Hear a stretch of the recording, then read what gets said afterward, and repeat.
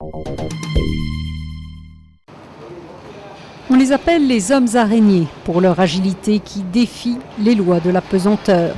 Dans cette école, les apprentis sont initiés à l'art ancestral de la construction des échafaudages en bambou. Tang Sung-yen a commencé quand il avait 14 ans dans les années 60. Il faut qu'ils soient très malins et qu'ils aient l'esprit rapide. La plupart du temps, les ouvriers doivent improviser et adapter la forme de leur échafaudage. Ce que vous commencez le matin peut devoir changer l'après-midi.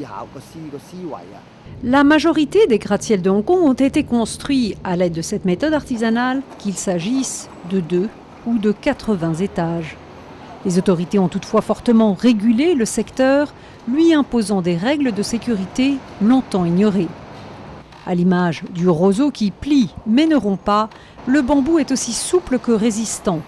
Nombreuses sont les entreprises de construction qui préfèrent les échafaudages en bambou à leur équivalent en acier. Au cours d'un récent typhon, plusieurs sections d'un échafaudage en acier se sont démantelées et ont abîmé des voitures en s'écrasant au sol. Les échafaudages en acier peuvent être dangereux. Les échafaudages en bambou ne sont pas non plus garantis sans accident. Au cours des 5 dernières années, on a recensé environ 3 chutes mortelles par an. Et dans 2 cas sur 3, ce sont les constructeurs d'échafaudages eux-mêmes qui sont tombés. J'ai eu peur. Quand du sol, j'ai regardé vers le ciel. Mais quand j'ai escaladé l'échafaudage, je n'avais plus aussi peur car je portais des équipements de sécurité. Notre instructeur nous a donné tout le savoir-faire nécessaire pour ce métier. Le bambou est 10 fois moins cher que l'acier, mais les salaires sont attrayants. Ils commencent à 35 € par jour et peuvent aller jusqu'à 90 € pour les plus expérimentés.